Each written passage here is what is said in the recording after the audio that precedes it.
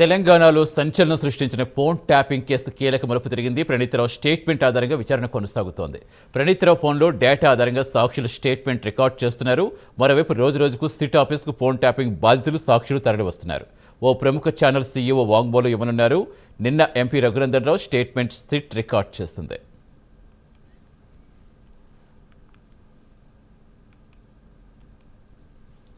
Phone tapping వ్యవహారం తీవ్ర సంచలనం రేపుతోంది. ఈరోజు మరికొంతమంది సిట్ ఆఫీస్కు రాబోతున్నారు. పూర్తి సమాచారం ఇచ్చేందుకు మా కరెస్పాండెంట్ ప్రవీణ్ జాయిన్ అవుతున్నారు. Good morning Praveen. ఈరోజు ఎవరెవరు సిట్ ఆఫీస్ ముందు రాబోతున్నారు?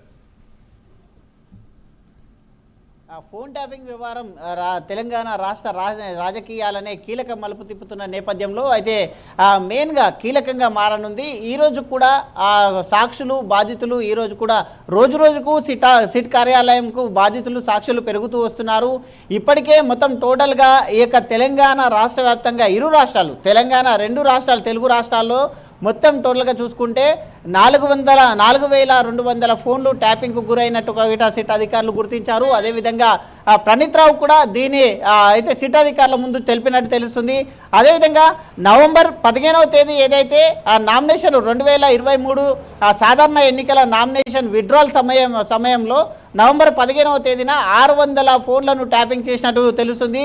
ఆ ఒక్కరోజు 618 ఫోన్లను ట్యాప్ చేశారు. 618 ఫోన్లలో మొత్తం టోటల్గా రాజకీయ ప్రముఖులు అండ్ వ్యాపారవేత్తలు జర్నలిస్టులు కూడా ఉండడం వలన మొత్తం వీళ్ళందరినీ కూడా సాక్షులుగా బాధితులుగా వీళ్ళ యొక్క స్టేట్మెంట్లను అయితే రికార్డ్ చేస్తున్నారు.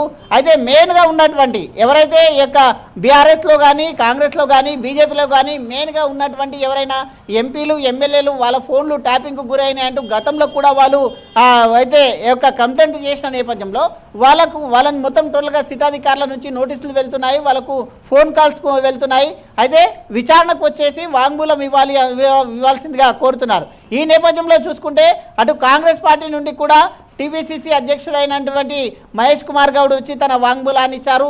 అదేవిధంగా ఎంపీ ఈటల తన వాంగ్మూలాన్ని ఇచ్చారు.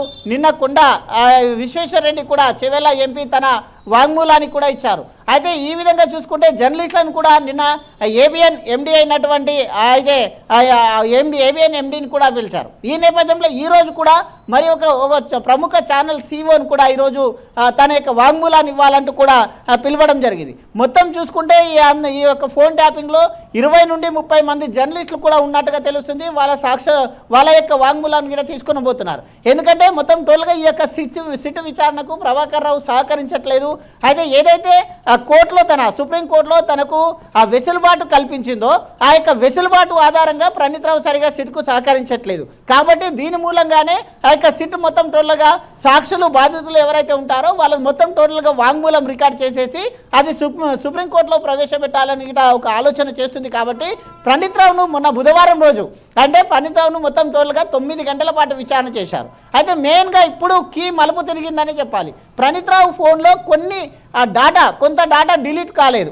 ఆ యొక్క డిలీట్ కాని డాటా కొన్ని స్క్రీన్ షాట్లు కానీ కొన్ని ఆడియోలు కానీ ప్రణీత్రావు ఫోన్లో అట్లే ఉన్నట్టుగా తెలుస్తుంది. అవిట్లని సిట్ అధికారులు స్వాధీనం చేసుకున్నట్టు తెలుస్తుంది. కాబట్టి దాంట్లో ఉన్న ఆడియోలు కానీ ఏవైతే ఉంటున్నాయో ఇప్పుడు సాక్షులు ఎవరైతే వస్తున్నారో ఆ సాక్షులకు అవి వినిపించడం జరుగుతుంది. ఆ యొక్క స్క్రీన్ షాట్లను కూడా చూపించి ఇది ఎక్కడ చేశారు, మీరు ఎప్పుడు చేశారు అనే కోణం లోపల మీ ఫోన్ ఈ విధంగా ట్యాప్ అయింది అంటూ కూడా వాళ్ళకి చెప్తున్నారు. కొంతమంది సాక్షులకైతే వాళ్ళ ఫోన్ ట్యాప్ అయినట్టు కూడా తెలియదు. సిట్ నుంచి ఫోన్ వెళ్ళినంత వరకు వాళ్ళ ఫోన్ ట్యాప్ అయినట్టు తెలుస్తలేదు. కాబట్టి ఈ యొక్క వాంగ్మూలాన్ని మొత్తం కూడా రికార్డ్ చేసే ఆలోచనలో అయితే సిట్ అధికారులు ఉన్నారు. నిన్న అయితే ఎవరైతే ఎంపీ రఘునందన్ రావు ఉన్నారో ఒక సంచలన వ్యాఖ్యలు చేశారు. అయితే సిట్కు మొట్టమొదటిసారిగా దుబ్బాక ఎలక్షన్లో నా యొక్క ఫోన్ ట్యాపింగ్కు గురైందని చెప్పింది నేను.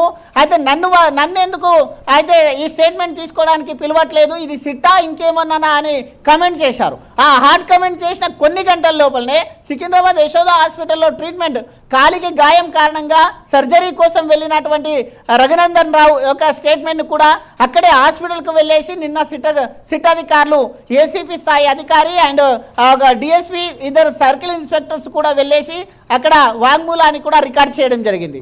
ఈ నేపథ్యం మొత్తం చూసుకుంటే ఫోన్ ట్యాపింగ్ వ్యవహారం మొత్తం కీలక దశకు మారనుంది. ఇప్పటికే 257 మంది వాంగ్మూలాన్ని కూడా అయితే ఈ సిట్ అధికారులు రికార్డ్ చేశారు. కాబట్టి ఈ నేపథ్యంలో ఇంకా బాధితులు వస్తూనే ఉన్నారు. కాబట్టి ఈ యొక్క ఫోన్ ట్యాపింగ్ కేసు మొత్తం టోటల్ కొలికి రావాలంటే ప్రభాకర్ రావుని ఆ యొక్క ఏదైతే తనకు వెసులుబాటు కల్పించిందో సుప్రీంకోర్టులో ఆ యొక్క సుప్రీంకోర్టు నుండి అయితే ఆ వెసులుబాటును రద్దు చేసే ఆలోచనలు సిట్ అధికారులు ఉన్నట్టు తెలుస్తుంది. Satish. Right, thank you Praveen.